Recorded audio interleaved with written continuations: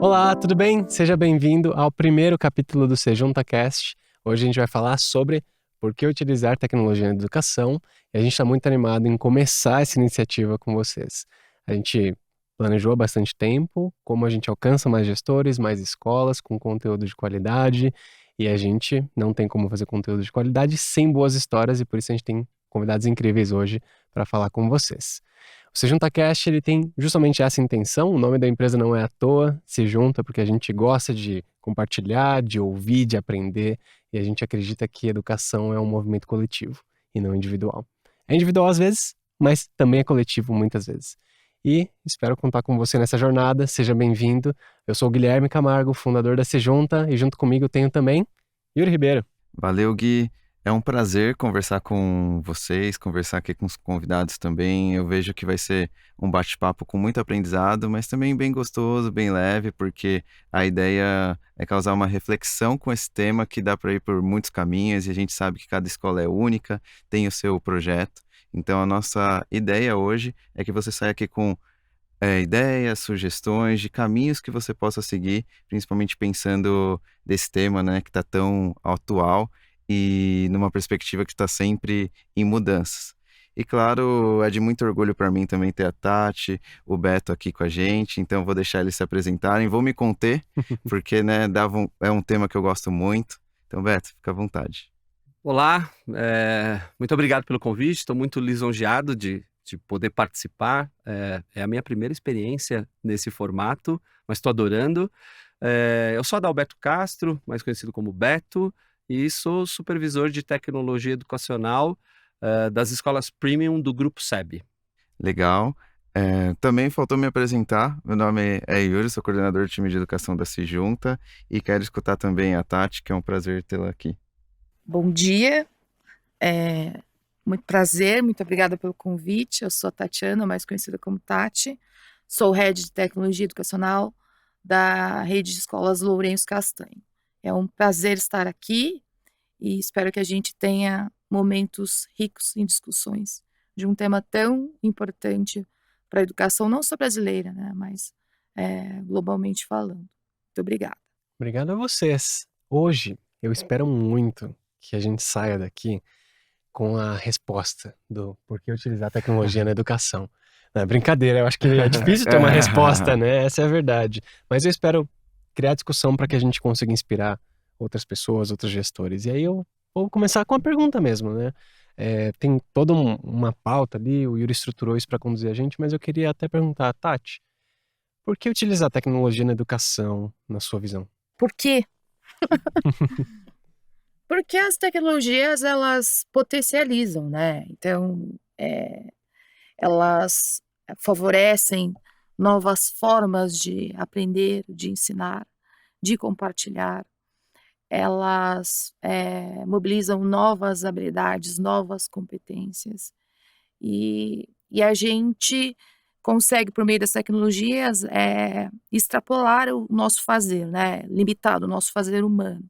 Então, o que a gente consegue fazer minimamente, a gente consegue, por meio das tecnologias, fazer isso 10 vezes, 3 vezes mais, né? Então, nesse sentido, as tecnologias na educação, elas vêm para ampliar, né, o que nós humanos, nós professores e professoras sabemos fazer de melhor, né, e os nossos alunos da mesma forma. A gente consegue, por meio das tecnologias, empoderar os nossos estudantes, dar voz para eles, né, fomentar o protagonismo. Então, é indispensável hoje falar de século XXI sem tecnologias na educação. Olha, é uma pergunta interessantíssima e o mais interessante é que a gente para agora para refletir. Eu, pessoalmente, tenho parado para refletir sobre esta pergunta nos últimos tempos aqui, em que tenho me dedicado mais à gestão do que à profissão de professor, né? Mas para responder essa pergunta, acho que eu preciso contar um pouco da minha história pessoal como professor e da minha percepção desse ofício de professor. Eu estou na sala de aula há quase 30 anos, né? E quando eu comecei a dar aulas, a pergunta que eu tinha que responder para o meu coordenador, para o meu diretor pedagógico era se eu tinha cumprido o planejamento. E aí eu logo percebi que o sim a essa resposta era o que garantia a minha manutenção no ano seguinte, ou com mais aulas, inclusive. Bom, passado algum tempo, a pergunta, ela ganhou aí um adicional que era, além de ter cumprido o conteúdo, se os meus alunos tinham gostado das aulas. Então, eu percebi que o sentimento do aluno, enfim, o engajamento do aluno para as aulas, passou a ter uma importância. E nos últimos tempos, a pergunta passou a ser, olha, você cumpriu o planejamento, eles gostaram e eles aprenderam? Sabe? E essa pergunta, ela vinha antes ainda dos períodos de prova, né? Então eu comecei a perceber o seguinte, olha, eu tenho que responder, e sempre foi uma inquietação minha, né, saber o quanto os meus alunos sabiam de um determinado assunto antes de fazer a prova, antes de entregar a prova para eles. Bom, só para contextualizar, eu sou professor de química, então acredito que os colegas vão entender de onde vem essa inquietação, né? Vários conteúdos ali que você termina a aula foi linda, maravilhosa, e você fica, será que eles entenderam? Né? E eu tenho percebido que a tecnologia educacional responde isso, num intervalo de tempo menor do que o período de avaliações. Então eu saio de uma aula com dados sobre o caminho dos meus alunos e, consequentemente, o que eles aprenderam, o quanto aprenderam e quais são as diferenciações, porque nem todo mundo aprende igual, nem todo mundo entende da mesma forma, sabe? Então, de uma maneira bem sintética, a resposta à pergunta é porque a tecnologia educacional me dá o subsídio para dizer assim, olha, eles sabem tanto desse assunto. E aí eu planejo, por exemplo, as minhas avaliações em cima desses dados. Ela me fornece dados. Sim. E você citou, Beto, sobre planejamento. E pensando no planejamento desses primeiros passos, porque a gente entende que o resultado ele é satisfatório, mas o caminho ele é muito árduo, desafiador, que envolve muitos braços. Uhum. E como que você enxerga esses primeiros passos para a adoção da tecnologia da sua equipe?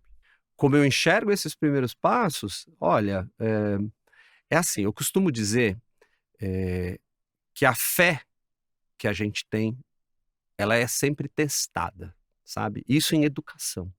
Você fala, não, eu acredito, sabe? Eu com tecnologia educacional, eu desloquei o foco da minha aula, ou seja, do processo de ensino para o processo de aprendizagem. Sabe aquela história, o aluno no centro, que é bonito de dizer? Eu tenho fé nisso, né? E aí eu preciso de alguma coisa palpável para colocar de fato esse aluno no centro, para olhar para o que o aluno está produzindo. Aí eu vou lá para a tecnologia educacional. Os primeiros passos são super difíceis. Tão difíceis, não só os primeiros, os do meio, os do final também vão ser difíceis, mas eles são tão difíceis que de tempos em tempos você vai estar se perguntando, será? Será que eu estou no caminho certo? Será que eu estou falando aqui, estou sendo um Dom Quixote, estou enxergando monstros onde são, na verdade, moinhos de vento, sabe? Então é muito difícil isso, porque você vai ter N problemas, conectividade, qual é o equipamento que você vai usar, você vai ter questionamento das pessoas falando assim, olha, mas por que você está usando um iPad quando existem versões mais baratas de equipamentos aí? Você está ganhando alguma coisa com isso? Não, né? E aí você justifica por que você usa, por exemplo, a tecnologia Apple, etc., que é a empresa que está pensando nisso há mais tempo, que já tem todo um programa educacional. Aí, bom, aluno também dizendo, poxa vida, mas agora eu tenho que fazer, eu quero fazer a prova, eu quero fazer o exercício no papel, por que eu tenho que usar aqui uma tecnologia interativa? Deixa eu te fazer uma pergunta, Beto, aproveitando a tua fala. Tem muita escola no Brasil hoje que não utiliza tecnologia ainda. A gente acredita que seja menos de 5% no Brasil. Que não utilizam? Que não utilizam nada de tecnologia, que tem um mínimo, assim, de talvez um laboratório. Mas não utiliza nada de tecnologia nesse tom que você trouxe de aluno no centro, de pensar no processo de ensino e aprendizagem. E aí essas dificuldades que você trouxe, que você mencionou, que testa a fé, elas com certeza estão agora na cabeça do gestor, né? Pensando no seguinte, eu vou ter muito trabalho para adotar isso, eu vou ter que vencer diversas batalhas e diversas guerras, porque é mais de uma guerra que você Sim. entrava ali com família, é com o educador, é com os outros gestores. E me conta um pouco mais sobre os benefícios disso, porque você pontuou muito bem sobre os problemas, mas Uhum. quais são os benefícios esperados para inspirar esse gestor que está com essas dúvidas na cabeça? Ah, a gente tem a tarde toda para falar disso. Porque, olha, bom, eu vou tentar resumir isso. O próprio aluno no centro é o maior benefício, né? Quando a gente usa esse termo, eu sempre achei muito bonito falar o aluno no centro. Mas quando eu ouvia isso, eu falei, pô, tá, mas o que que significa? Como você mede isso? Co- Como você tem a dimensão de que o aluno está sendo o protagonista? Sabe? Se vamos pensar numa aula clássica. A aula clássica é uma pessoa na frente de outras 20 pessoas apresentando dados e informações, quando muito fazendo elas cantarem alguma coisa juntas, né? Esse é o modelo clássico. Como é que o aluno está no centro disso?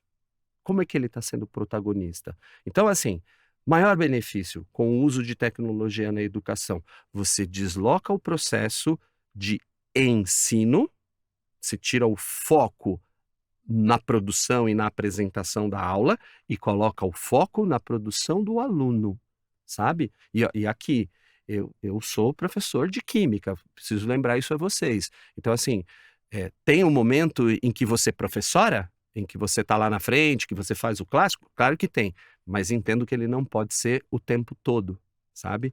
E aí, nesse tempo em que você não está professorando, o que que os seus alunos fazem? Aí sim eles estão no centro. E como é que você está vendo isso? Sabe? Tecnologia. Hoje a gente tem apps maravilhosos que você fica monitorando em tempo real o que as pessoas estão fazendo, enfim, contribuindo. E eu vou, inclusive, falar que desafio em educação eu nunca vi, sabia? Nunca vi, não. Tati, pra você, como é que funciona? Ah, é, acho que a gente pode começar refletindo a respeito de como está posto o nosso currículo hoje, né? 80% é expositivo, né? Então você tem uma BNCC que te orienta, que você tem competência 4 e 5 aí que cita os usos das tecnologias exatamente para potencializar as aprendizagens, para colocar o aluno no centro, para ele se comunicar melhor, para ele se expressar melhor. Como que você faz isso, né? Então, é dicotômico, né, às vezes, mas é possível. E o professor ainda, a gente está falando de gerações, né? Então a escola é muito marcada ainda por gerações de docentes. E o uso da tecnologia, ele esbarra na experiência. Se você não tem experiência, como que se você não conhece a edição de um Pages, como que você vai fomentar isso para o seu estudante, né? Então, se você simplesmente você não desloca a sua aula de uma forma invertida, né? Amanhã eu vou falar sobre globalização e você possibilita para que seus alunos façam uma pesquisa e tragam isso em diversas mídias, né? Como que você vai exigir dele um produto diferenciado, né? Então, assim, ou você fala assim, não, pesquisa a globalização e coloque no seu caderno. Isso já limita, né? Então, é muito complexo ainda, porque a gente está falando de escolas de formação, de gerações dentro da escola, você está falando de recursos dentro da escola, né? Então, assim, é algo bem complexo e é algo que não tem como a gente fugir mais, porque o mundo hoje é digital. Então, que aluno que você está preparando? Né? Um aluno que ele só consome o que você fala? Um aluno que produz? E, Tati, até aproveitando essa sua fala, pelo seu discurso, eu vejo que essa parte de incluir a tecnologia dentro de sala de aula, ela não começa no aluno, muito menos no professor, e sim com as lideranças, né? Sobretudo.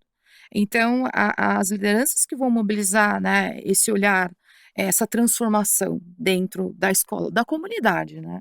Então, é uma sintonia, é uma sincronia, é um pensar junto, é um planejar, sobretudo.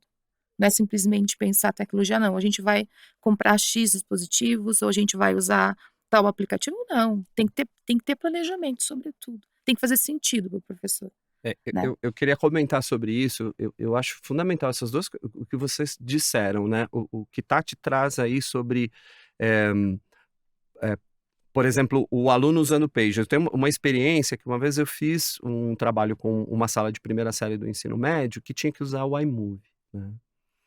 E assim, eu descobri naquela aula que o que eu sabia de iMovie era muito pouco perto dos alunos. Então, num dado momento, os alunos estavam me ensinando a usar o iMovie, recursos que eu nunca tinha imaginado. Então, tem muito você falou, a Tati falou dessa coisa do geracional. Nós fomos educados como professores para sermos o detentor do conhecimento. Exato. E é uma coisa da gente de segurança, de entrar numa sala, assim, ó, eu não sei fazer isso. Muito difícil para o professor. Ele precisa sentir no Uhum. controle. Quebrar essa barreira é o primeiro ponto, sabe? Em tecnologia, eu tenho dito para os professores que trabalham comigo, cara, não esquenta a cabeça. Se der errado, você pergunta para alguém na sala, certamente um aluno vai conseguir fazer isso É. melhor que você. O professor tem medo de ser julgado, É. né? Então a gente está conversando aqui, novas tecnologias estão sendo desenvolvidas, os alunos, enquanto a gente está conversando, os alunos estão pesquisando ou fazendo, porque eles fazem uma imersão no digital, né? Eles não Uhum. têm medo de errar. E nós professores temos medo de errar, Exato. né? Então nossa formação, assim, você é o mestre, detentor do saber, como assim, né? E o professor tem medo de trazer para a sala de aula aquilo que ele não domina. É que a gente é a Ninguém é geração especialista em tecnologia, né? A gente tem sim os especialistas, mas assim, a maioria não é. E Então, tudo muda tão rápido, né? gera esse receio, né? Então eu vou fomentar para dentro da sala de aula aquilo que eu domino minimamente. E Fica numa margem de A segurança gente é a ali. geração do manual, Exatamente. sabia? A gente é a geração. Eu do vou analógico. vou contar um caso para vocês. Tinha uma professora que insistia comigo, logo assim que eu assumi a parte de tecnologia educacional na escola, ela falava assim: olha, você vai dar um curso para gente dessas ferramentas? Eu falei: olha, não está nos meus planos. Ela falou: não, porque olha, na outra escola que eu trabalhava, eu fiz esse curso e foi maravilhoso. E aí eu disse para ela: então, essas tecnologias dificilmente a gente aprende com alguém nos ensinando. É o que Tati disse, você tem que pôr É. a mão na massa. Por E aí você vai experiência. invariavelmente descobrir que você não sabe, né? Uhum. E a prova disso é que você já fez o curso. E você está me pedindo para fazer de novo. Porque você não vai lembrar. Você faz lá no curso, olha, como fazer o upload do vídeo. Você esquece. que entra na parte do aluno de decorar um determinado conteúdo. Cara, matou. É isso. Quantos e quantos anos eu dei aula de química, cálculo estequiométrico, eu encontro os meus alunos anos depois, formados, e eles falam: Beto, eu não lembro de nada mais das aulas que você deu. Isso Mas sempre eu não me lembro de machucou nada também. tanto. Do que eu aprendi em química. Não é? É terrível. É terrível isso. Isso sempre me incomodou. Eu, como professor de química, sempre muito incomodado, né? E aí, no começo, obviamente, eu me dedicava a melhorar as minhas aulas de maneira que elas impactassem as pessoas para que elas não esquecessem mais. E depois de um tempo eu percebi que o problema não era a aula, não era até a metodologia, e sim o próprio conteúdo que não faz sentido e a experiência daquele ser que está lá, só ouvindo e Sim. depois reproduzindo, ouvindo Para e passar depois... no teste, né? Eu vou fazer uma pergunta aqui. A gente tem algumas barreiras ao adotar tecnologias, né? Tanto qual tecnologia, mas das diversas perguntas, uma das que mais surge é: ah, mas meu filho vai parar de escrever? Ah, mas ele aprendia desse jeito, vai mudar? E aí eu queria ouvir Tati, depois Beto, quais são essas principais barreiras na adoção da tecnologia que o gestor provavelmente vai enfrentar ao tomar uma decisão, e é uma decisão corajosa, né, de realmente acreditar nessa visão, acreditar no método, acreditar na estratégia e querer promover mudanças por meio da tecnologia. Eu queria perguntar dos E desafios. para essa pergunta eu tenho um adendo, porque uma vez conversando com o Beto, ele me trouxe um exemplo muito legal, que é trazer para as famílias. Qual que foi a última vez que você escreveu uma carta? Aí eles vão É o que tava refletir. eu ia inverter o processo, ele ia antecipar, eu Sim. falei: as pessoas falam para mim, olha, mas ele não vai escrever mais e tal. Qual foi a última vez que você escreveu uma carta? Você pegou um papel, escreveu uma carta e mandou para alguém. Tenta lembrar qual foi a última vez. Exatamente. O fato de não ter feito isso te incapacita hoje para fazê-lo? Agora a mensagem de texto, né? Provavelmente foi alguns segundos atrás. Exatamente. Alguns segundos Via atrás. WhatsApp. Exato.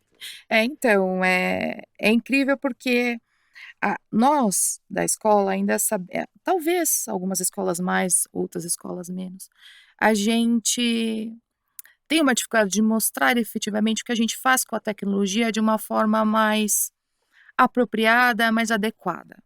Então, quando a gente fala assim de uma criança hoje com 5 anos, ela ganha um iPad de presente de Natal.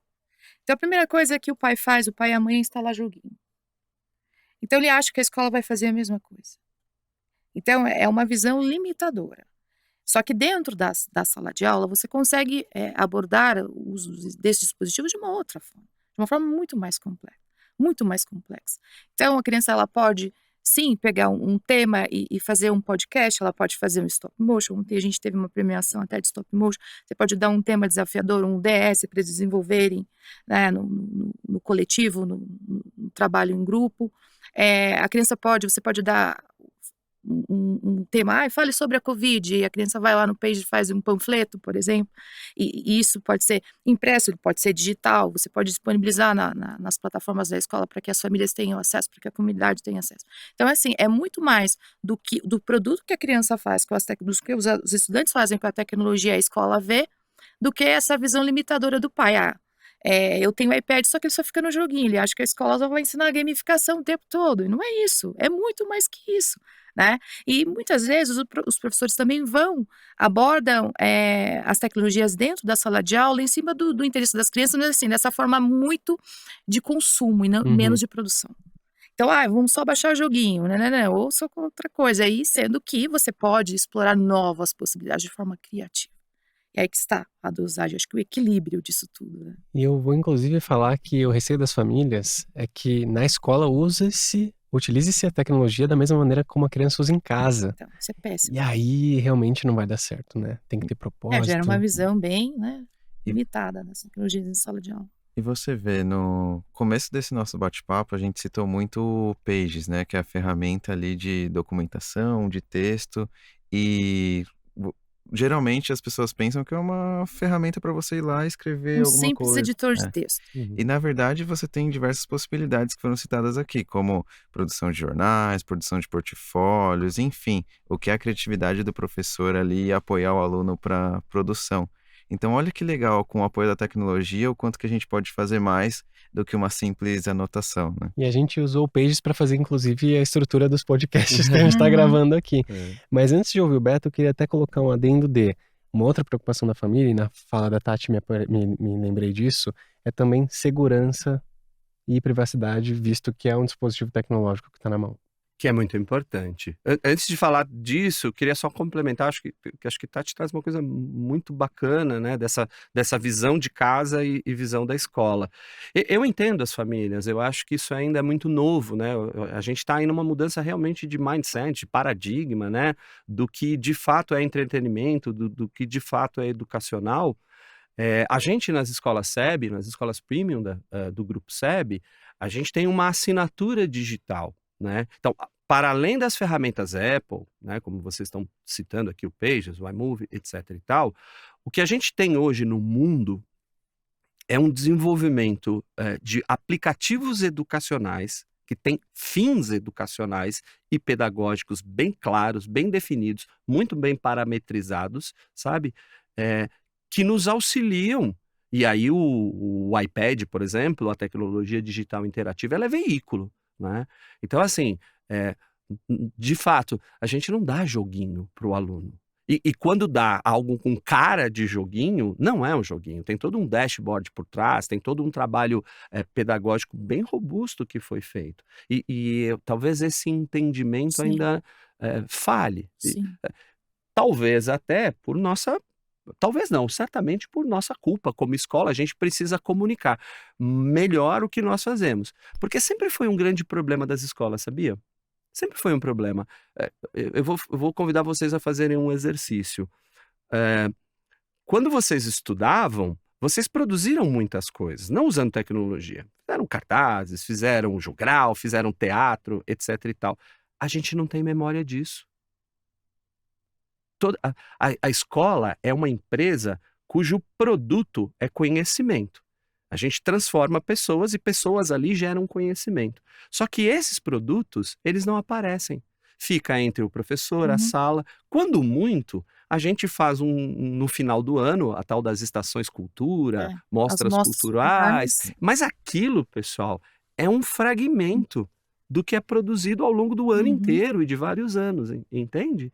Sabe? Então, talvez, por conta disso, a gente tem ainda essa dificuldade das famílias entenderem que lá no iPad, o que a gente está fazendo com o iPad ou com a tecnologia digital, não é o mesmo que se faz em casa com o joguinho, né? A Apple aí merece um destaque, porque a gente tem várias empresas de tecnologia, mas a Apple é, na minha visão, a primeira empresa que olha para este equipamento que ela produziu, o iPad, por exemplo, ou o Mac, e diz assim: não, eu vou criar toda uma trilha para o uso desses equipamentos educacionais. Então, ela investe num programa educacional, sabe? As outras empresas não têm isso robusto. Elas estão correndo atrás, mas elas ainda não têm. É uma das razões pelas quais, quando eu tenho que justificar para alguém, olha, por que você está usando o Apple e não uma outra marca qualquer? Porque eu tenho uma fundamentação pedagógica, porque a Apple investiu nisso.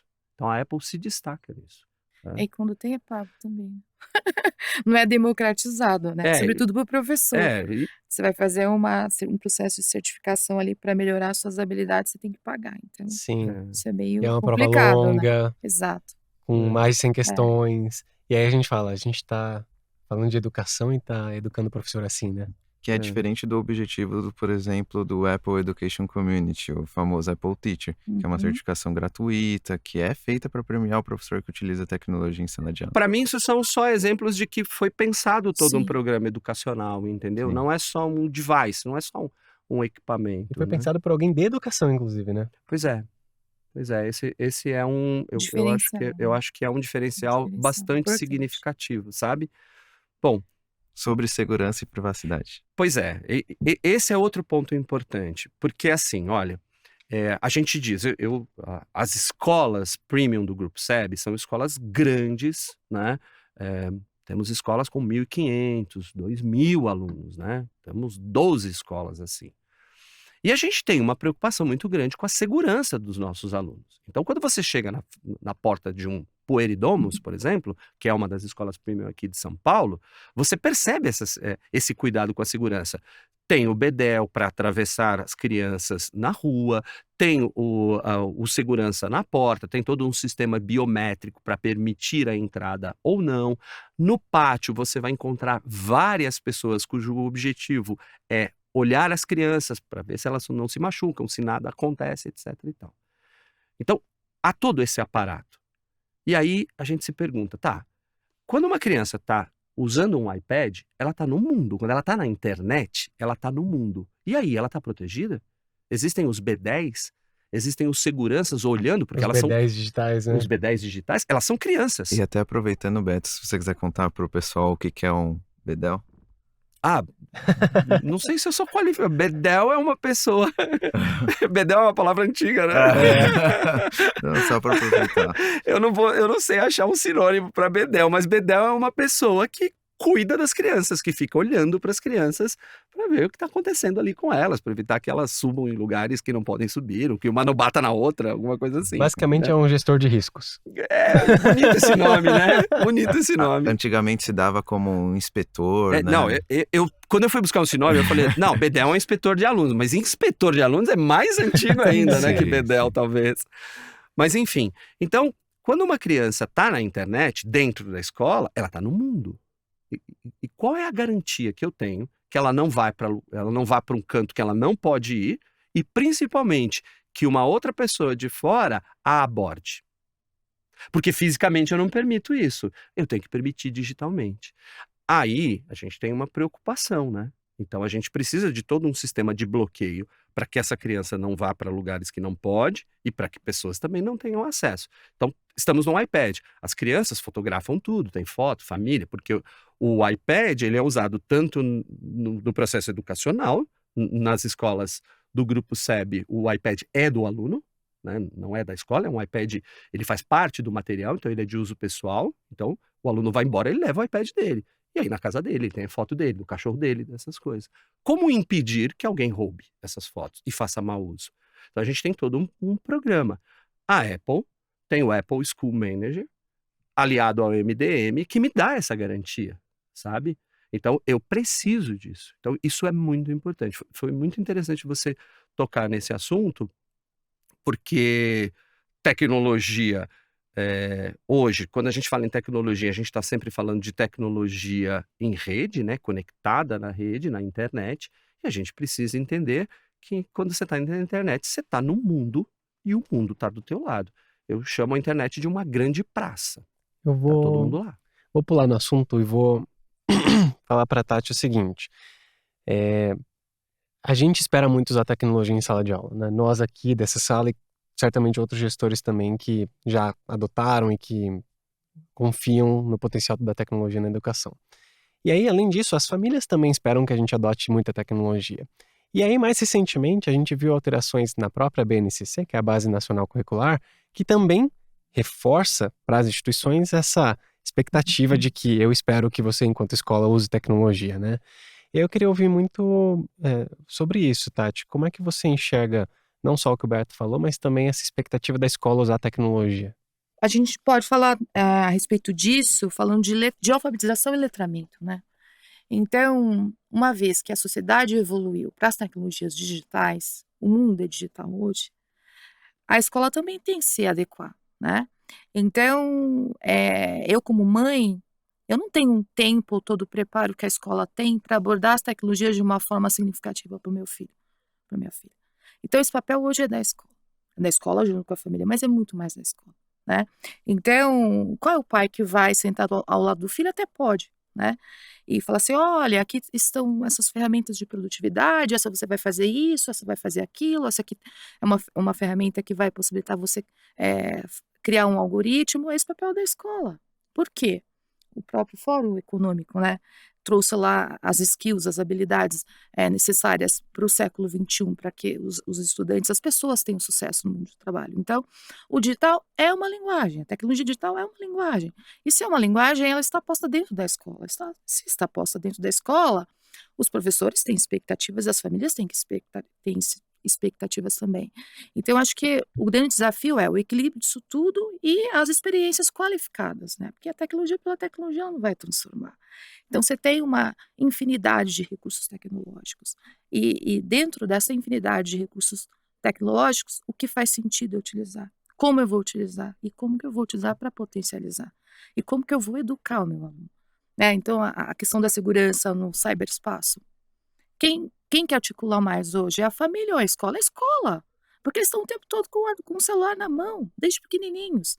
Então, é o cyberbullying, é o contato com o desconhecido, é a vulnerabilidade, e somos nós, professores, que temos que fomentar essas práticas educativas.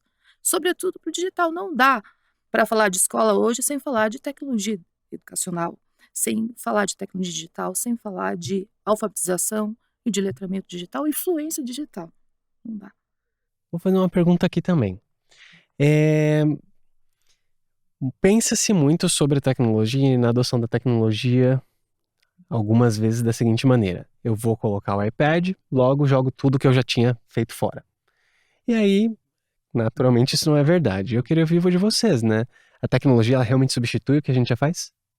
Não, de forma alguma. Não é a pretensão de tecnologia. Aliás, essa palavra substituir o que a gente já faz não Sim. cabe em nenhuma instância da vida. Eu costumo dizer que, assim, o que eu quero hoje nas escolas, eu quero aliar toda a nossa competência tradicional, clássica, né? Então, eu quero o professor com as suas habilidades de professor tradicionais, aliado ao que a gente tem hoje de contemporâneo, sabe? A gente está vivendo uma revolução, né? Essa é uma revolução digital. O mundo está passando a ser digital. Não tenho nenhum indício de que a gente vai voltar para o mundo analógico. Nenhum, né? Então, estou entendendo que é daqui para frente.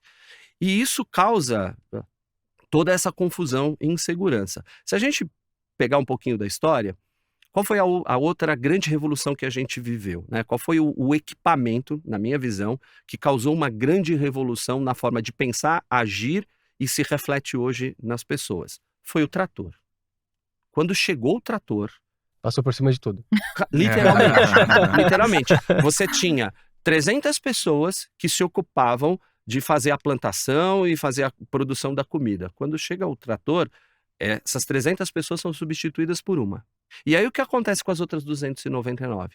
Elas vão para as cidades. E isso impulsiona, e essas pessoas vão trabalhar fazendo o quê? Elas são agricultoras. O que elas vão fazer agora? Isso impulsiona o mercado de serviço. E aí a gente começou a ter alguém que dá banho no cachorro da gente, sabe? O meu avô, que não está mais entre nós, certamente ficaria chocado que eu estou tendo dificuldade para encontrar alguém para dar banho no meu cachorro. Por que você não dá banho no cachorro? As pessoas não dão banho no seu cachorro mais, sabe? As pessoas hoje, sexta-feira, na cidade que a gente vive, ninguém faz o seu jantar, né? São Paulo, aqui Vila Madalena e tal, ninguém faz jantar, né? Então, mudou completamente a forma. A tecnologia, ela também está mudando estas relações, sabe? Tati fala uma coisa que eu acho muito legal, sabe? Que é a escola, o papel da escola. Gente, quem entende de educação é professor.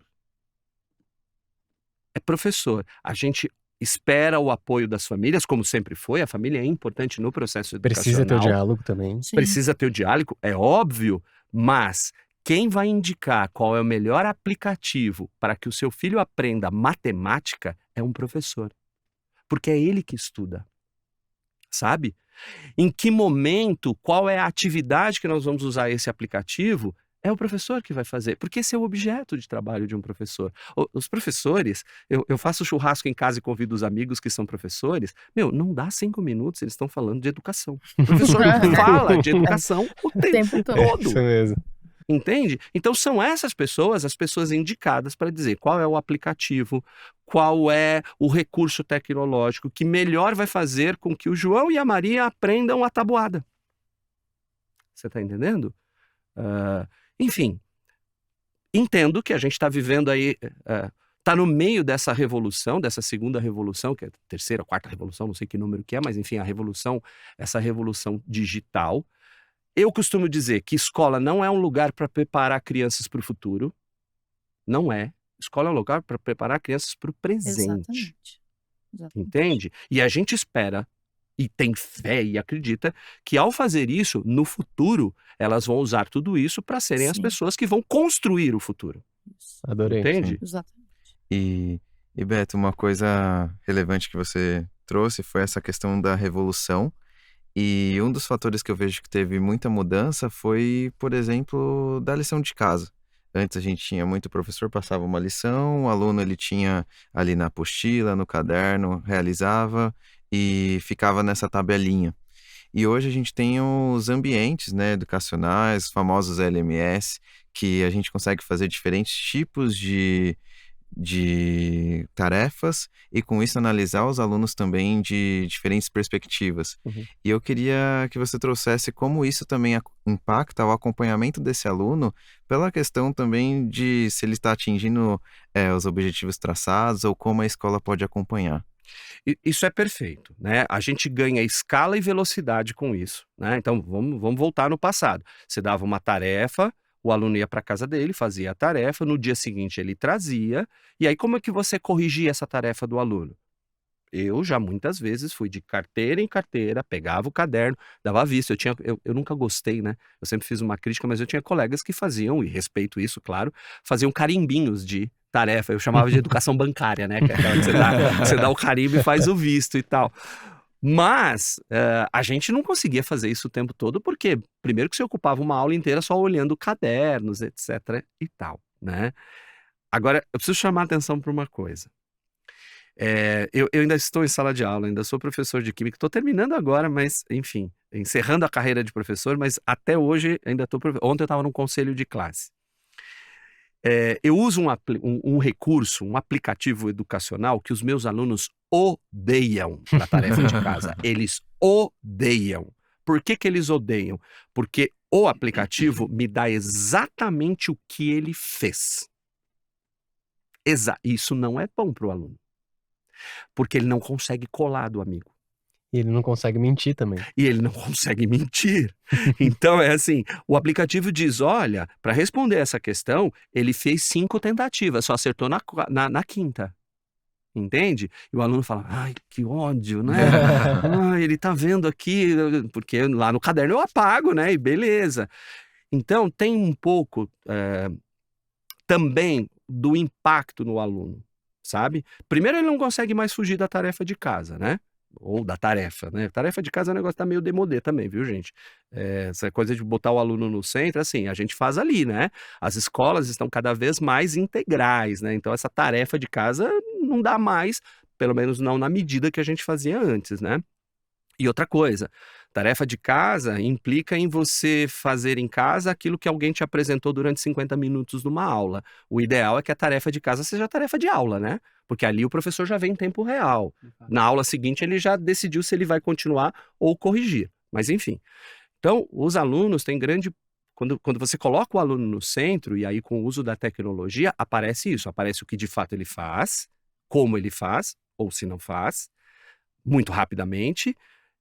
E eu costumo dizer que é o seguinte, quando a gente tem uma aula que é focada, colocando o aluno no centro, os alunos não gostam porque eles não conseguem cabular esta aula. Você me perguntou há pouco sobre os problemas, esse é um problema. Porque assim, ó, veja se... Com vocês certamente não aconteceu, porque vocês têm cara todos de bons alunos. Mas eu cabulei muita aula na minha vida de matemática na presença do professor. Eu não tinha um iPhone, eu não tinha um iPad, eu não tinha nenhum recurso digital, mas eu tinha revistas. Eu gostava da Placar. Para quem é mais jovem, era uma revista que contava as coisas do futebol. E aí eu levava a revista Placar e colocava lá no meio da minha apostila, no meio do meu livro, e o professor de matemática dava aula e eu matava a aula inteira vendo a Placar. Entende? E aí, quando você põe uma aula em que o aluno está no centro e que ele tem que te dar resposta, porque você está usando uma tecnologia interativa e você está vendo ali no seu dashboard, ele fica com raiva, porque ele fala, puxa, e agora? Não é um momento de relax, professor? Não. Eu vou pular no assunto aqui para convidar a Tati também. Tati, fica à vontade para comentar sobre essa substituição da tecnologia. É que a gente ganha produtividade, né? E que é diferente de tarefismo. Então, assim, na minha época, eu fui uma aluna muito tarefeira. Meus professores eram tarefeiros, né? Então, você tinha ali a quantidade, não necessariamente a qualidade. Hoje você consegue equilibrar as duas coisas, né? Mas sempre... Aí, quando você coloca novamente o aluno no centro, você pode fazer uma coisa que é muito mágica com a tecnologia, né? Então, de repente, você fala assim, olha, eu quero que você escreva a respeito do aquecimento global. Faça alguma coisa a respeito do aquecimento global. Com a tecnologia, você consegue fazer isso colaborativamente na nuvem, cada um no seu espaço, todo mundo junto. Eu lembro-me que eu tinha que fazer esses trabalhos na biblioteca, a gente usava muita Barça, passava o dia inteiro na biblioteca e errava aquele papel ao maço, rasgava e ficava brava e tinha que fazer tudo de novo. Lembra da folha de seda para fazer o mapa de geografia? E o cartaz, gente, a cartolina. Então, a gente ganha muito com o digital, né? E na produção, as qualidades das produções, né? Então, você pode usar tecnologias maravilhosas que são super amigáveis, né? Para produzir coisas com qualidade em que você não limita aquela produção a simplesmente a sua sala de aula. Você consegue compartilhar isso com a família, né? Com outros estudantes até fora do país, né? Então, assim, é uma riqueza, né? Quando você percebe isso, a gente ganha muito. O aluno ganha, a gente ganha também. Ô, Tati, sabe uma coisa que eu gosto disso que você fala? É que, assim, a gente, em educação, a gente é muito movido pela emoção, né? E é importante, é óbvio, né? Nós somos seres humanos. A emoção, como já diria um grande pensador da educação, o Vallon, a emoção é o carro-chefe aí para que informação vire conhecimento e tal. Mas tem uma coisa do tipo assim, olha, você entra na sala de aula e aí você faz uma atividade e aí você vê o trabalho de meia dúzia de alunos, muito lindo, maravilhoso, e você fala, nossa, foi bacana. Mas sempre tem aquele aluno ou aquele grupo de alunos que é mais tímido, que não gosta de expor, que faz coisas maravilhosas, mas não quer mostrar, né? E não quer que você exponha isso para todo mundo. Quando a gente usa tecnologia educacional, essas pessoas, elas estão ali, não, eu estou fazendo no meu aqui, quem vai ver é o professor e tal, elas se libertam disso. Exatamente. E você, professor, você começa a olhar e você tem a possibilidade de olhar para os tímidos. Sim. Sabe? Eu acho incrível. De novo, né, respondendo a tua pergunta lá do início, eu acho que a tecnologia educacional, ela permite ao professor ampliar a visão. A gente tira as pessoas da sombra. Eu acabei de citar o exemplo do cara que cabula a aula, que vai vir para a luz, mas a gente traz para a luz também o cara que é mais tímido, a pessoa que é mais quietinha e que tem muito potencial, que tem muita coisa para mostrar. Eu vou Sim. falar que isso traz muito benefício para a instituição de ensino também. Traz melhores avaliações e diferentes jeitos de avaliar, traz uma conexão diferente com a família, que são os clientes, traz benefícios em métricas conhecidas nacionalmente, como o Enem, por exemplo, e também N outras, como, por exemplo, a retenção dos estudantes, retenção do próprio colaborador enquanto educador, a chamar mais estudantes e ter mais matrículas. O Yuri tem vários materiais sobre isso. E aí, Yuri, dos benefícios, comenta alguns aí. A gente está falando muito aqui do benefício prático em educação, processo de ensino e aprendizagem, mas a própria instituição de ensino colhe muitos benefícios também. Exatamente, Gui. Eu acho que a gente está conectado porque era do ponto que eu gostaria de trazer para a discussão, porque esse desenvolvimento gera muitos resultados. E esses resultados vêm desde dados de cada aluno ali com detalhes e principalmente transparência no processo. Porque para a família ficar muito claro os objetivos traçados pelas escolas, onde elas querem chegar, quais são os resultados esperados e o principal, como que pode apoiar o aluno, que no caso, né, é o filho, é a família dele, então é um elemento super importante ali para cada indivíduo. E eu queria até aproveitar, porque a Tati citou muito bem sobre o Fórum Econômico Mundial, que listou, né, as principais competências e habilidades esperadas para o profissional do futuro em 2025.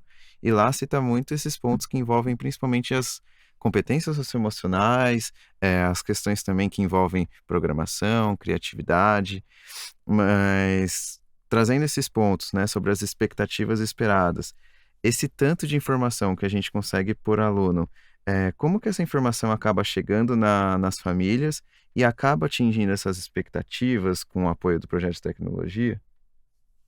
Sim. Uma vez que você implementa as tecnologias digitais na escola, né? A gente falou no momento que parte da liderança, né? Então, para a liderança, para a gestão da escola, para a gestão escolar, a gente trabalha com dados, né? A gente trabalha com indicadores. Eu acho que esse é o grande boom agora no mundo, diferencial no mundo, né? Essa quantidade de dados que a gente gera, o que a gente vai fazer com ele? E nós, da educação, a gente demorou muito para ver o potencial dos dados. Então, assim, quantas vezes o aluno entrou na plataforma, quanto tempo ele ficou, quanto tempo ele demorou para responder aquela assertiva, né? E se ele conseguiu, ele avança, se ele não conseguiu, ele volta, né? E se tem um gap, se tem uma lacuna a ser preenchida, e a gente pode disponibilizar de forma digital, via LMS, outros exercícios para melhorar esse aspecto desse tema, desse conteúdo que não foi bem desenvolvido. Então, a gente só tem a ganhar. Né?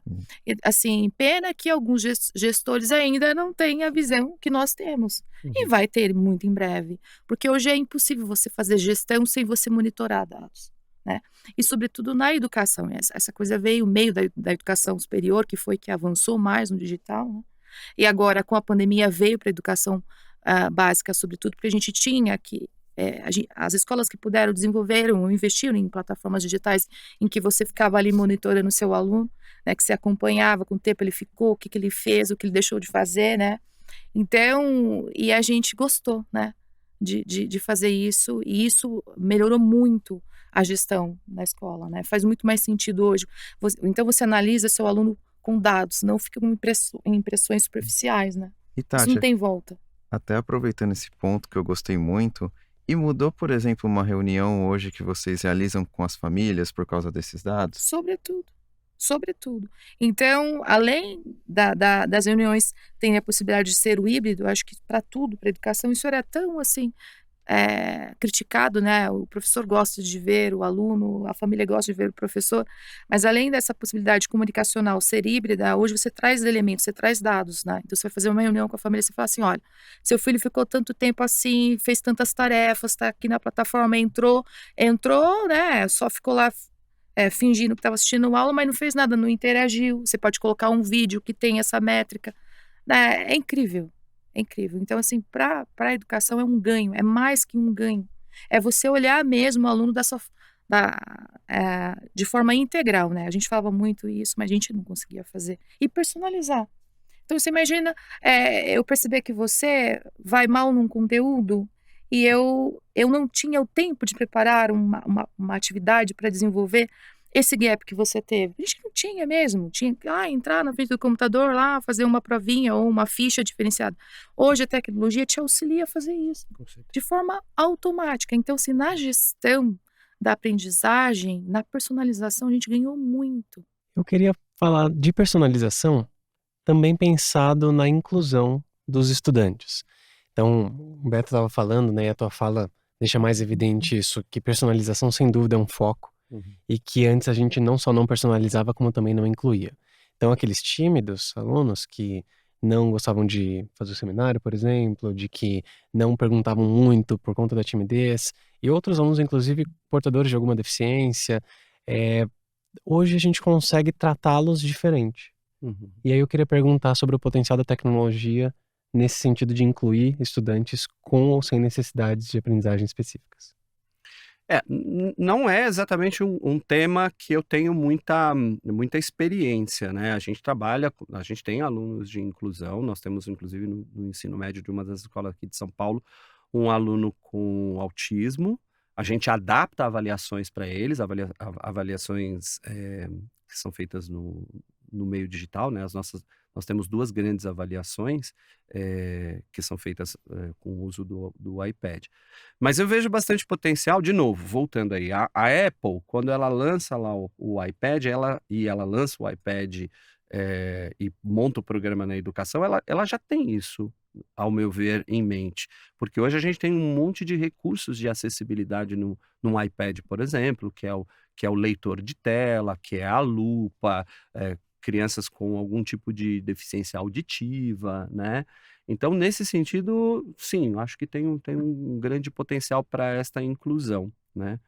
Mas eu queria aproveitar o gancho que a Tati levantou, que eu acho interessantíssimo o que ela traz aqui quando ela responde as perguntas de vocês, que ela fala uma coisa muito legal, que ela diz assim, a educação demorou muito para entrar na cultura de dados. E é verdade. Eu sou aqui de São Paulo e por herança genética e boa educação, eu torço para o melhor time da cidade de São Paulo, que é o São Paulo Futebol Clube. Tá meio embaixo, viu, pessoal? Mas isso é um momento. E eu me lembro muito bem, ali nos idos de 93, quando o São Paulo praticamente dominava, quando ele dominava o mundo, né? Quando começou aí esse processo, tinha no banco de reservas do São Paulo um sujeito sempre com um laptop.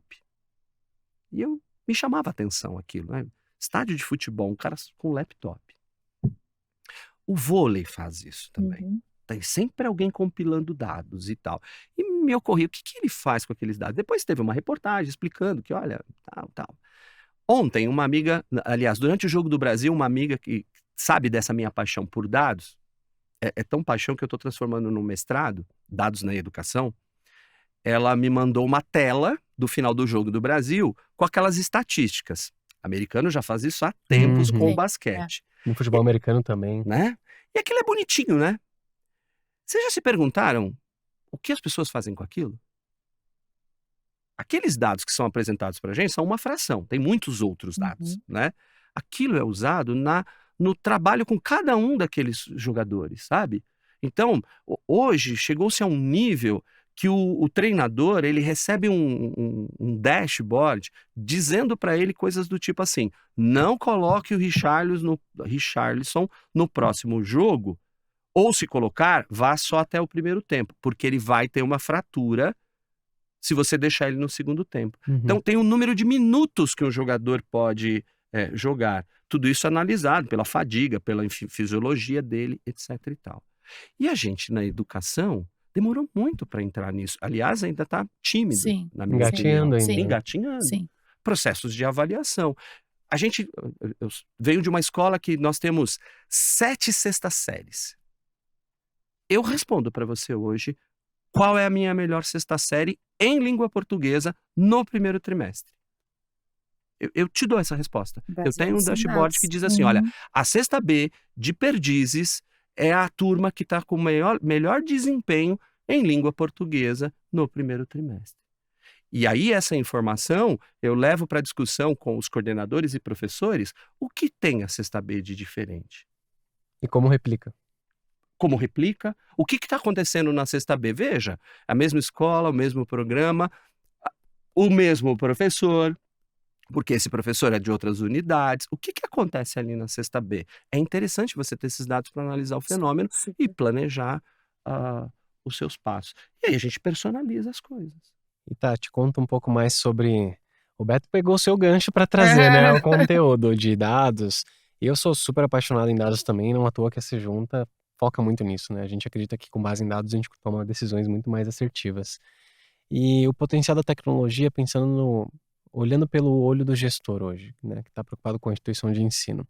Quais benefícios ele pode esperar da tecnologia, neste caso em específico, não necessariamente aplicada dentro de sala de aula, mas aplicada na instituição de ensino como negócio?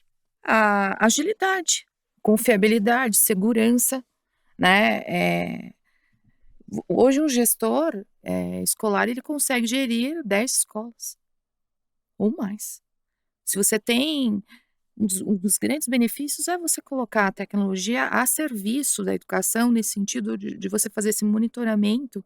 Você olha no painel, você vê quantas provas foram aplicadas, quais são os resultados dessas provas. Você pode fazer isso, você tem 10 escolas, você consegue gerir isso, o cenário de cada escola ao mesmo tempo, em tempo real.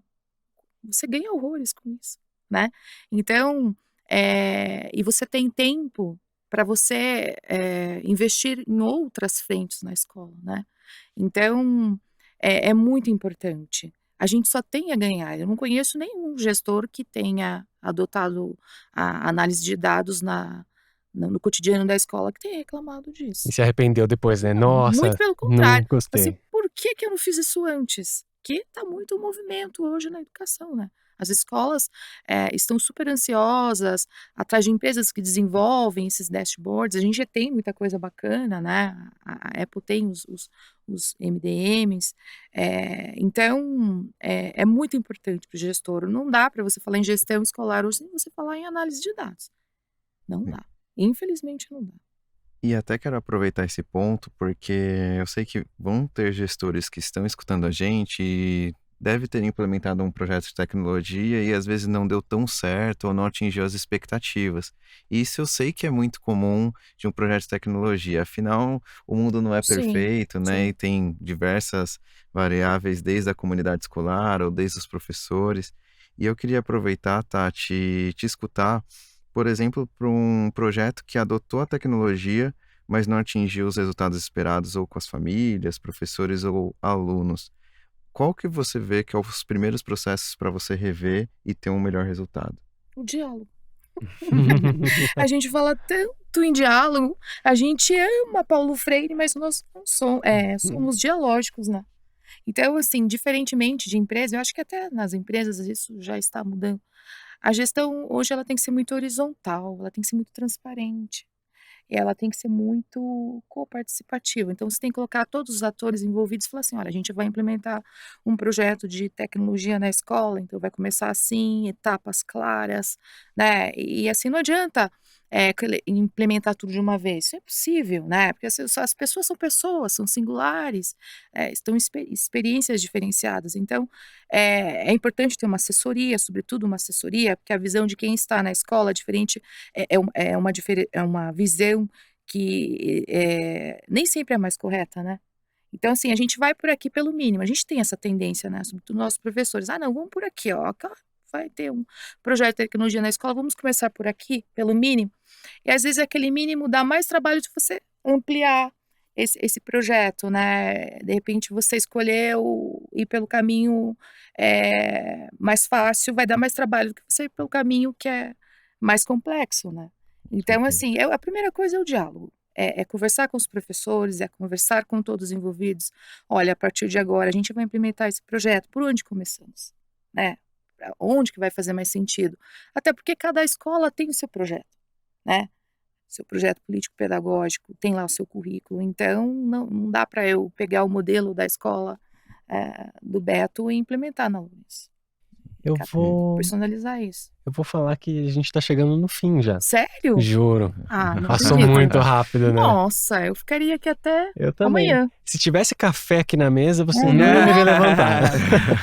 E aí eu queria falar o seguinte, né? Eu acho que o que a gente leva de hoje, eu vou até pedir pro Yuri trazer, inclusive, o que a gente leva de hoje, mas ouvindo vocês, é que talvez o principal ponto, antes sequer de comprar a tecnologia, é ter algumas respostas do, por exemplo, o que eu espero da tecnologia, como eu vou medir os resultados disso no caminho, né? Como eu vou coletar os dados, como que eu vou comunicar a minha comunidade, olhando aí para educadores, famílias, os próprios estudantes, os pares gestores, e também sobre como que eu vou dar significado para o uso tecnológico, né?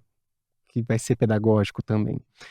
E ficou com essa mensagem para mim, que muitas escolas, quando se frustram com projetos de tecnologia, como o Yuri estava trazendo, talvez seja porque esses elementos eles estavam incompletos ou nem tanto foram levados em considerações na hora de comprar tecnologia, porque a gente sabe que existem instituições que compram tecnologia com intenções de fazer um marketing disso. E quando não tem uma fundamentação pedagógica, é um navio que vai afundar. Uhum. E aí, Yuri, conta pra gente, o que a gente leva hoje? Hoje eu vejo que a conversa teve muitos benefícios, né? E aí, pensando, eu acho que a palavra-chave é o acompanhamento.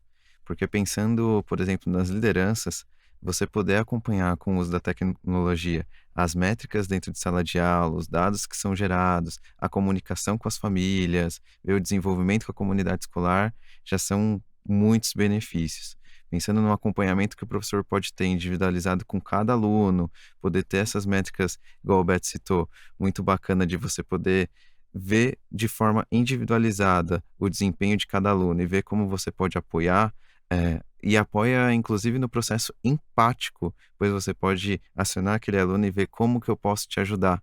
E isso é incrível, graças a esse apoio da tecnologia.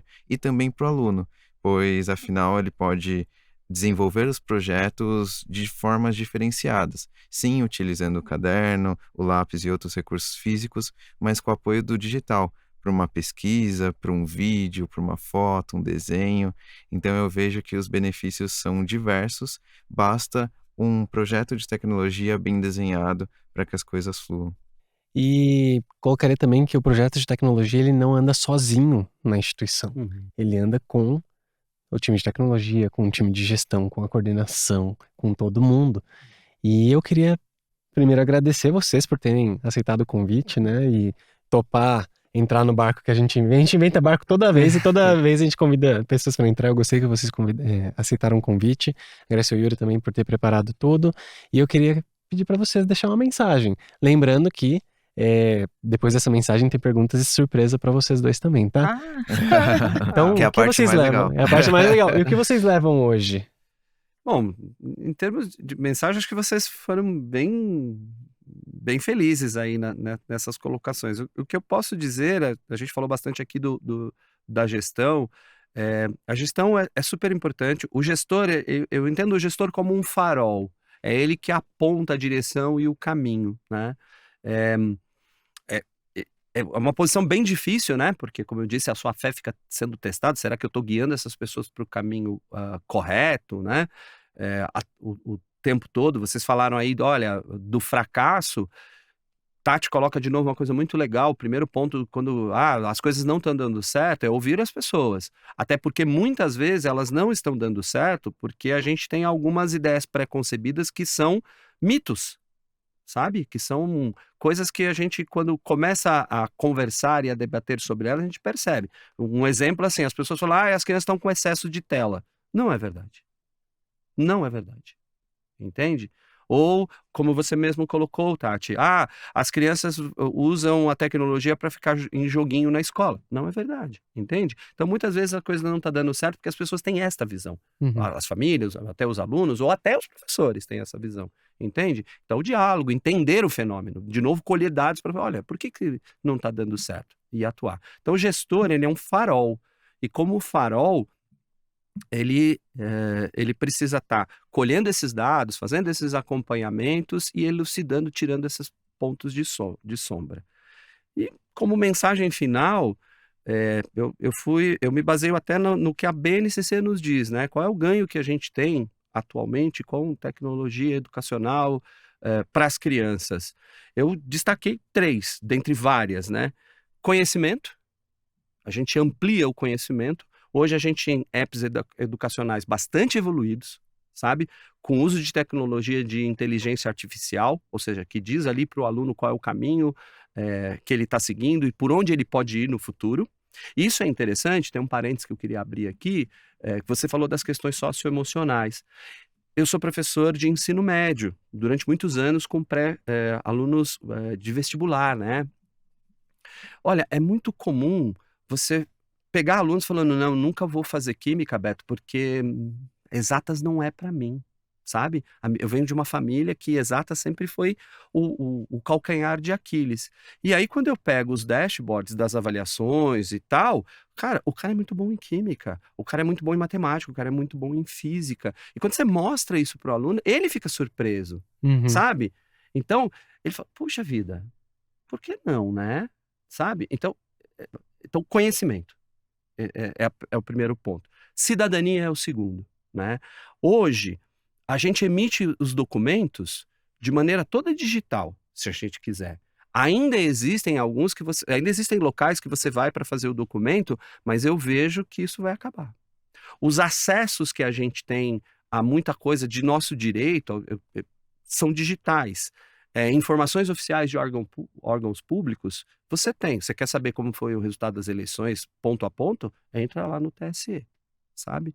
Então, quando a gente traz isso para a escola e a gente educa as crianças nesse sentido, você está criando um cidadão muito mais integrado ao seu mundo. E crítico e pensante. Exatamente. E Que é o que está lá na BNCC. Quando a gente vai na BNCC, por que usar tecnologia? Porque a gente usa tecnologia para que os alunos sejam protagonistas Uhum. da sua história. Está na BNCC isso, né? e só uma curiosidade, Beto, eu tenho um irmão de 17 anos, né? E ele não utiliza mais carteira, porque os documentos você vê no celular. Cartão Eu tenho um digital. pouquinho mais de 17 anos, mas a única coisa que eu trouxe para esse encontro aqui foi o meu celular. Ah, Então, legal. Tá tudo aqui. A minha carteira de trabalho está no meu celular, né? Que era um negócio impensado. Mas enfim. E o terceiro, pessoal, que eu deixo como mensagem é assim: desenvolvimento cognitivo. Porque assim, o uso de toda essa tecnologia amplia na mente das crianças esse pensamento eh, que a gente chama de coding, né? Esse pensamento computacional, sabe? Computacional, né? Vai criando, e isso vai fazendo com que em qualquer área do desenvolvimento dessa criança, que ela seja um advogado, que ela tenha esse pensamento organizado e estruturado que é necessário para o desenvolvimento de qualquer aplicativo. A criança, ao ser exposta a isso, ela vai entendendo esse processo, sabe? E aí, convido os gestores a colocarem, desafio, na verdade, os gestores, a colocarem isso na sua grade. Aqui em São Paulo, uma das nossas escolas, que é o Poeridomos, a gente tem um programa de coding, sabe? Dentro da grade curricular, que é para fomentar e estruturar esse pensamento computacional, que é um dos requisitos para o cidadão do século XXI. E isso ajuda as crianças a resolver problemas complexos também, pelo simples fato de conseguir organizar Por onde as ideias. começar, né? Qual vai ser o caminho que eu vou trilhar? Se não der certo, quais são as Exato. alternativas? Isso é o pensamento de coding, isso é o pensamento computacional, que é o que rege qualquer coisa no digital, né? Para programar qualquer coisa no digital, você tem que ter esse pensamento. Qual é o fluxograma, né? Qual é a linha que ele vai seguir e quais os desvios? Então, esse é o terceiro ponto que eu deixo aí, que é o desenvolvimento cognitivo. Crianças que aprendem com tecnologia têm um desenvolvimento cognitivo melhor. Terão. Obrigado, Beto. De nada, foi um prazer. Tati? Eu acho que a grande. Vou puxar a sardinha para o meu lado. Acho que a grande palavra que eu tenho refletido com o uso da tecnologia na escola, em sala de aula, é a diversidade, né? Então, múltiplas tecnologias proporcionam novas formas de aprender, né? Então, porque ninguém aprende igual a ninguém, cada um aprende de uma forma. Então, para mim, isso é um diferencial incrível, algo que faltava na escola, né? E hoje a gente tem recursos para proporcionar isso, né? E quando você fomenta ao seu aluno novas formas de aprender, você torna essa aprendizagem mais visível. Então vai cair naquilo que você falou, nem ele sabe que ele era tão bom naquilo, né? Porque às vezes ele, escrevendo um texto, ele não é tão bom quanto ele for transformar isso num roteiro e transformar isso num vídeo, por exemplo, né? Ou de repente, ele transformando num vídeo, você descobre que ele não é tão tímido assim, ou ele vai trabalhar com essa timidez, né? É isso que a gente precisa, é isso que a educação moderna proporciona, é isso que a gente precisa ampliar, né? Não Tem é que só dar no Brasil, oportunidade. exatamente. Tem que dar Ninguém oportunidade. igual ninguém. Então, assim, é um mundo que ele a gente tem uma infinidade de recursos. É um mundo dinâmico, né? É um mundo que a gente consome muita coisa na internet, você tem que ter criticidade, o seu aluno tem que saber qualificar as informações, buscar as informações, né? Então, para mim, a palavra é a diversidade, no sentido mais completo possível, né? E a gente precisa refletir e trazer isso para a educação, para a escola, para a sala de aula de uma forma mais prática. Adorei. Inclusive, pergunta bônus agora, para a gente já dar um tom de encerramento. Queria saber de você, Beto, o que te faz continuar acreditando em educação? O que me faz continuar acreditando em educação é que assim, para mim é inerente, né, do momento que eu decidi que eu ia trabalhar com educação, mas é a fé no ser humano, é a fé numa sociedade mais justa, uma sociedade, enfim, numa sociedade melhor. Eu não vejo outra instituição que seja capaz de fazer isso que não seja a educação, sabe? Então é isso que me move, né? Eu sou pai de um garoto que hoje tem 22 anos de idade, mas mesmo assim, eu penso assim, eu quero um mundo melhor para o meu filho e para o filho de todo mundo, sabe? É isso que me move. Adorei, adorei. Muito bom. E pergunta diferente para Tati agora, mas também uma pergunta surpresa aqui, até para a gente ir encerrando. Tati, qual inovação em educação você mais gosta? Qualquer uma. A inovação que eu mais gosto na educação é quando eu entro numa sala de aula e eu tenho a possibilidade de perguntar para os meus alunos, eu tenho esse desafio, eu tenho esse tema. O que vocês querem, que tipo de trabalho que vocês querem desenvolver? Porque a minha experiência de escola era, ou você vai fazer um cartaz, ou você vai fazer um jogral, ou você vai fazer, sei lá, um mapa, era muito limitado, né? Isso limitava a minha criatividade. Então, como eu trabalho com práticas criativas na sala de aula, na escola, para mim, o que me encanta é essa possibilidade de dar algo para o meu aluno, um desafio para o meu aluno, e ele me responder com múltiplas linguagens. Então, eu acho que eu estou contribuindo com o potencial criativo dele, e não castrando, né? É forte essa palavra, limitando, né? Ou condicionando o que ele quer, o que eu quero que ele me entregue, que foi o que eu vivi na minha experiência de educação. Vou encerrar o podcast e vou falar o seguinte, que a gente sempre toma cuidado de desenhar projetos que a gente queira voltar a estudar. E eu tô com vontade de voltar a estudar hoje. Ai, que bom! Vamos matricular junto. Vamos matricular, porque é muito rico a conversa com vocês. Obrigado de novo, Beto, Tati, por terem aceitado o convite. Foi maravilhoso o papo hoje. E para você que tá em casa, a gente encerra agora o primeiro capítulo do SeJuntaCast. Por que utilizar a tecnologia na educação? E eu espero que isso tenha ajudado você, inspirado você a considerar tecnologias na escola. A gente entende que não é um caminho que tem volta e requer muita atenção, digamos assim, nas tecnologias, como vai adotar, e espero que o papo de hoje tenha te ajudado e subsidiado a sua decisão no futuro. Assina o canal, se inscreve, manda seus comentários. A gente quer muito, a partir dos comentários de vocês, criar mais conteúdos e conteúdos que tenham valor para vocês. Então, fica ligado, saem mais capítulos, mais episódios e... Se junta.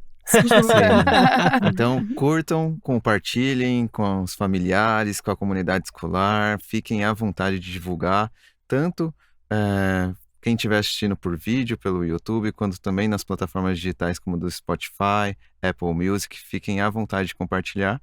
E como o Gui trouxe muito bem, não deixem de seguir a Sejunta nas redes sociais, tanto o Instagram quanto o LinkedIn. Vai ser um prazer ter você lá acompanhando com a gente. Um abraço para vocês, até a próxima. Valeu, Tchau, pessoal. tchau. Valeu, tchau, tchau.